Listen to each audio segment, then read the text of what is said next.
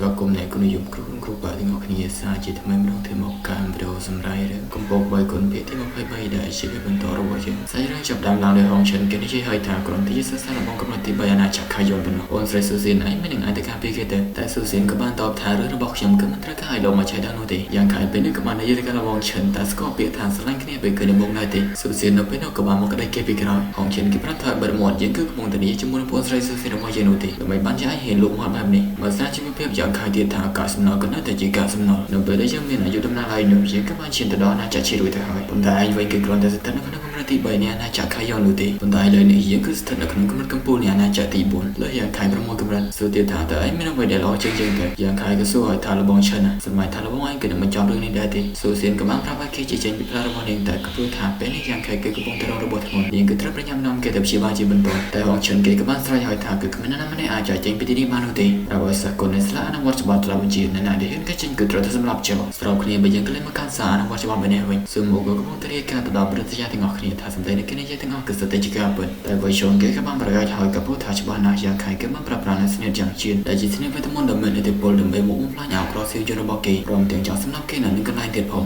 ងស៊ូមូតបថ្មសមត្ថផលតែខណៈពេលនោះប្រតិយាក្នុងបកក៏បានប្រាប់ឲ្យគេបិទមាត់ក៏ព្រោះថាឥឡូវនេះការស៊ើបអង្កេតគឺត្រូវបានបញ្ចប់ហើយសួរទៅកាន់អ្នកគ្រប់គ្នាថាយល់យ៉ាងម៉េចដែរប្រតិយាម្នាក់នេះគឺគ្មានអ្វីដែលត្រូវនិយាយទៅនោះទេក៏ព្រោះថាសមត្ថភាពរបស់វ៉ាឈុនគឺកថាស្រាប់ទៅហើយបើមិនបដិមេរៀនឲ្យគេម្ដងទៀតនោះជាងមិននឹងអាចដឹងទៅថាអ្នកណាគឺជាអ្នកដែលត្រូវរងគ្រោះបន្ទាល់ប្រតិយាម្នាក់នេះក៏បានរំលឹកអំពីនិកាយដែលកំពុងតែគ្មានសន្តិភាពគុណក៏មិនត្រូវបានអនុញ្ញាតឲ្យប្រើអាវុធនោះទេប៉ុន្តែស្នេហ៍យ៉ាងឈានដែលយ៉ាងខៃបានប្រើបាយអាចទម្លាក់អក្រក់របស់វ៉ាឈុនការបំពេញច្បាប់បែបនេះគេក៏គួរតែត្រូវដាក់ទោសហើយតែប្រតិយាម្នាក់នេះក៏និយាយឲ្យថាវ៉ាឈុនគេក៏បានពាក់អក្រក់កំឡុងពេលប្រកួតដែរដូច្នេះហើយក៏មានន័យថាគឺបំពេញច្បាប់ដូចគ្នាហើយបើសិនជាវ៉ាឈុនគេពិតជាអាចឈ្នះដោយសមត្ថភាពរបស់គេមាននោះស៊ូមូគឺមានតែត្រូវបន្តខ្លួនឯងមកពីគ្មានសមត្ថភាពប៉ុន្តែជាក់ស្ដែងវ៉ាឈុនគេបានប្រើកម្លាំងត្រូវដើម្បីការពារខ្លួនច្បាស់ណាស់និយាយទៅកាន់ប្រតិយាធំថាតើលោកគិតថាខ្ញុំនឹងគឺជាដុំដីមែនទេដោយសារតែបែបនេះវ៉ាឈុនគេក៏ចាប់តាមបាត់ភ័យសុំទៅកាន់សាប់អូនស៊ូមូលើកនេះសាច់ច្បងគឺធ្វើខុសធ្ងន់ហើយដូច្នេះហើយក៏សង្ឃឹមថាសាប់អូនគឺនឹងមិនប្រកាន់នោះទេវ៉ាឈុនគេឆ្លាតដំឡើងប្រតិយាម្នាក់នឹងគាត់ក៏មិនអាចបន្តរករឿងគេទៀតបាននោះដែរប្រតិយាពុំមកស្មុំនេះក៏បាននិយាយផងដែរថាវ៉ាឈុនគេពិតជាខុសពិតមែនក៏ប៉ុន្តែកំហុសរបស់យ៉ាងខែគឺធ្ងន់ធ្ងរជាងនេះទៅទៀតដែលបានប្រើអាវុធទេវភាពស្ទើរតែសម្លាប់វ៉ាឈុនដូច្នេះហើយគឺត្រូវតែដាក់ទោសឲ្យធ្ងន់ធ្ងរដើម្បីជាគំរូដល់សាសដទៃទៀតប្រតិយាពីអ្នកនេះក៏យល់ស្របតែប្រតិយាម្នាក់នេះគឺមិនយល់ស្របនោះទេក៏ព្រោះថាវ៉ាឈុនគេបានបំពេញច្បាប់របស់បាត់ហើយគ្រាន់តែសុំទោសក៏បានជាប់រឿងប៉ុន្តែយ៉ាងខែវិញបានជាត្រូវតែទោសយ៉ាងធ្ងន់ធ្ងរយ៉ាងមែនអត់តែប្រតិយាម្នាក់នេះក៏តបថាសាប់អូនទី2ក៏យល់ច្រឡំហើយយ៉ាងខែគេបានប្រើអាវុធវេទមន្តនៅក្នុងចេតនាសម្លាប់នេះវាគឺជាទោសដ៏ធ្ងន់ធ្ងរប្រតិយាទី2ក៏គួរតែចេះបានចែកនៅចំនួននេះហើយប្រតិយាទី2ក៏តបទៅវិញថាហេតុអ្វីបានជាសាលាអនុវត្តច្បាប់របស់ប្រតិយាទី1គឺមិនស្វែងរកអ្វីសំខាន់នោះឲ្យឃើញជាមុនសិនទៅចំណែកឯប្រតិយាទី4លោកក៏បាននិយាយមិនសងឲ្យផលផងដែរតែមានណាម្នាក់បានរាយការណ៍អំពីរឿងនេះដល់សារអនុវត្តច្បាប់របស់លោកហើយឬនៅប្រតិយាទី4ក៏បានប្រាប់ថាគឺមិនទាន់នោះទេក៏ប៉ុន្តែមនុស្សនៅទីនោះគឺសុទ្ធតែបានឃើញថាយ៉ាងខែគឺបានប្រាប់ប្រាណសេនយ៉ាងពិតធ្វើជាអាវុធប្រតិយាទី2ក៏លើកឡើងថាអ្នកហ្វឹកហាត់របស់គាត់ណាក៏ដឹងដែរថានៅពេលដែលធម្មពលសារធាតុរារបស់គេពេញនោះពួកគេគឺអាចចម្រាញ់វាធ្វើជាអាវុធដោយធម្មជាតិបាន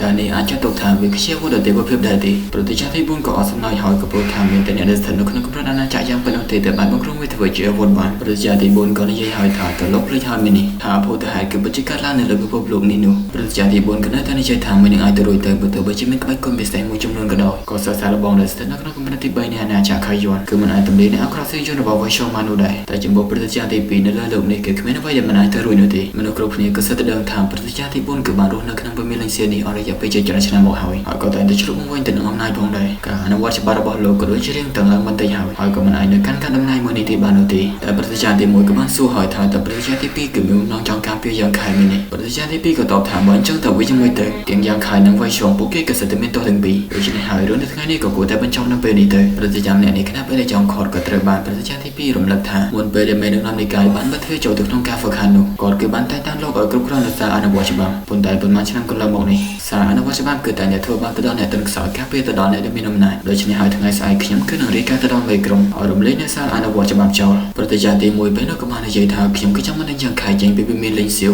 មិនដឹងថាប្រតិយាទី2ក៏មានអ្វីចំទាស់ដែរទេប្រតិយាទី2ក៏តបថាលោកខៀនខណៈពេលនោះក៏ស្រាប់តែមានសិស្សក៏ម្នាក់បានមករាយការណ៍ប្រាប់អំពីដំណឹងដែលថាមានមនុស្សបានសម្រុកចូលទៅក្នុងគុកហើយក៏បានដល់លេងអ្នកទោសចេញពីសារអនុវត្តច្បាប់ពេលនេះក៏កំពុងតែប្រឈមមុខជាមួយនឹងសិស្សច្បងហងឈិនឡាប់លើដូច្នេះប្រតិយាទាំងឡាយម្នាក់ៗក៏ពិតជាញាប់ឲ្យជាខ្លាំងប្រតិយាទី1ក៏សួរឲ្យថាតើអ្នក ពីក៏ខ្លាហានខ្លាំងម្លេះខណៈពេលនោះម្នាក់នឹងគេក៏បានសម្លឹងទៅកាន់ព្រឹទ្ធាចារ្យទី2ព្រឹទ្ធាចារ្យទី1ក៏បាននិយាយហើយថាតើគេគឺជាអ្នកណាទៅគេក៏បានឆ្លើយទាំងរដាររត់ថាគឺជាបងស្រីស៊ូសៀនស្ដាប់ដូចនេះព្រឹទ្ធាចារ្យទី1ក៏បាននិយាយទៅកាន់ព្រឹទ្ធាចារ្យទី2ថាតើយល់ចំណេះដែរចំពោះយ៉ាងខៃទៅគិតក្នុងចិត្តទៀតថាយើងក៏មិនជឿថាឯងសុខចិត្តឲ្យចៅស្រីដែលមានមោទនភាពបំផុតមកត្រូវមានរឿងដោយសារតែយ៉ាងខៃនោះទេព្រឹទ្ធាចារ្យទី2ក៏បានតបថាលោកចង់ធ្វើអ្វីក៏តាមតែចិត្តទៅតែគាត់ក៏បានរកផងដែរថានេះគ្មាននៅស៊ូសៀននេះហើយអ្វីបានជាមកតក្រហមនៅក្នុងពេលដ៏សំខាន់បែបនេះដើមឡើយគាត់គឺបានគិតថាគឺនឹងចាប់យកការនេះដើម្បីបំផាក់នូវភាពរត់ទៅរបស់ព្រឹទ្ធាចារ្យទី1ក៏ប៉ុន្តែឥឡូវនេះគឺមិនអាចទីនោះទេស៊ូមូនៅពេលនេះក៏បានព្យាយាមតវ៉ាថាលោកថាគឺមិនអាចធ្វើបែបនេះបាននោះទេក៏ព្រោះថារបស់យ៉ាងខៃគឺបានជួយសង្គ្រោះជីវិតខ្ញុំតែគាត់ក៏បានប្រាប់ថាបិទមកព្រាមទៅប្រាប់ប្រាណនៅចំហាយទៅក៏របស់គាត់ធ្វើការវិប្រហោគេលុតជង្គង់ព្រឹទ្ធាចារ្យទី1ក៏បាននិយាយឲ្យថាបញ្ហានៅថ្ងៃនេះសាររបស់យ៉ាងខៃគឺបានមានដល់ច្បាស់ម្ដងទៀតបញ្ជាមនុស្សចាប់គេយកទៅដាក់គុកវិញទៅចំណែកឯស៊ូសៀននេះក៏ត្រូវតែពិចារណាអំពីកំហុសនិងភាពរងខ្លារបស់នាងផងដែរតែមិនថាយ៉ាងណាវាគឺគ្រាន់តែជាកំហុសលើកដំបូងរបស់នាងដូច្នេះហើយគាត់ក៏មិនចាំបន្តវាឲ្យវែងឆ្ងាយនោះដែររួចក៏បានសួរដងទៅកាន់ព្រឹទ្ធាចារ្យទី2ថាតើមានអ្វីដែលចង់ជំទាស់ទៀតដែរទេតែស្របគ្នានោះគេក៏ស្រាប់តែបានគិតចូលមកខាងក្នុងវិញអមទៅដល់សម្លេងមួយដែលបាននិយាយថាព្រឹទ្ធាចារ្យនៅក្នុងបកគឺមិនតមានអំណាចដល់ថ្នាក់នេះនោះទេរីឯគាត់ក៏ជាព្រឹទ្ធាចារ្យវូយ៉ារលេខខ្លួនបានចេញពីទីនោះមកហាញខ្លួននៅទីនេះតាំងតែមួយរំពេញព្រឹទ្ធាចារ្យទី1ក៏បានស្រែកហៅថាវាគឺជាឡាយរបស់មេប៉ានោះទេព្រឹទ្ធាចារ្យវូយ៉ាក៏បានប្រោយពួកគេស្ងប់ស្ងាត់ទៅក៏ព្រោះថាគាត់មកទីនេះគឺដើម្បីថ្លែងសាសនាកថារបស់មេប៉ាតែឃើញពួកគេដូចជាមិនជឿបែបនេះគាត់ក៏បានបញ្ចេញនៅបន្តខ្សែកមួយមកព្រឹទ្ធាចារ្យទី1ក៏ភ្ញាក់ផ្អើលហើយថាទីនេះគឺមិនមែនជានិមិត្តសញ្ញាត្បូងពេញរបស់មានរំលឹកកាយទេមែនទេព្រឹទ្ធាចារ្យវូយ៉ាដោយសារតែគេបានដឹងទៅហើយអញ្ចឹងគាត់ក៏នឹងចូលទៅកាន់សាច់ការតែម្ដងមេប៉ាបាននិយាយថាភាពសុខដុមរមនាគឺជារឿងសំខាន់ចំនួនរវាងអ្នកចំនួនក្រោយនៅក្នុងបកហើយដើម្បីបានជាពលលោកចាំជ្រៀតជ្រែងទៅតើពលលោកមិនចេះអៀនខ្មាស់ទេមែនទេព្រឹទ្ធាចារ្យទី1ក៏បាននិយាយថាតើមេប៉ាគឺពិតជាបាននិយាយបែបហ្នឹងមែនអត់ព្រឹទ្ធាចារ្យវូយ៉ាប្រាប់ថាប្រមាណណាត់ចុងក្រោយនឹងគឺជាសន្តិរបស់គាត់មេប៉ាគាត់គឺនិយាយទៅពេលកណ្ដាលនោះទេតាមដូចនេះព្រឹទ្ធាចារ្យទាំងអស់នោះក៏ចាប់ផ្ដើមសម្លឹងមកខណៈពេលព្រឹទ្ធាចារ្យម៉ាំងវូយ៉ាបានប្រាប់បន្ថែមថាបច្ចុប្បន្ននេះយ៉ាងខៃគេបានឈានទៅដល់កម្រិតទី3នៃអាណាចក្រខាយ៉ូនហើយបើសិនជាពលលោកនៅតែឲ្យគេខ្លាចជាសិស្សធម្មតាទៀតនោះតើវាគឺមិនដូចជាអយុត្តិធម៌សម្រាប់គេពេកទេ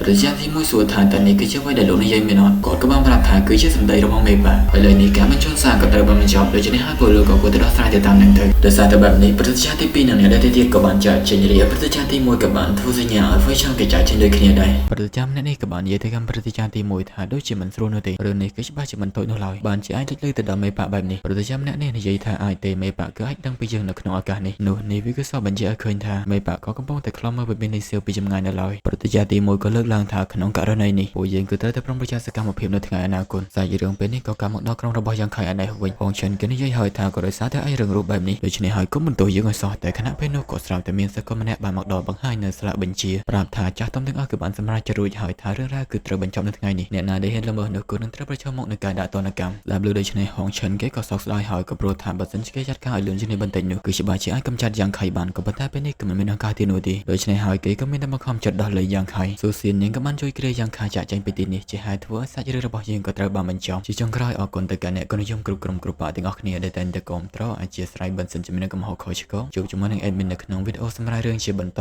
ទៀតខណៈពេលនេះផងដែរ admin បាយបាយ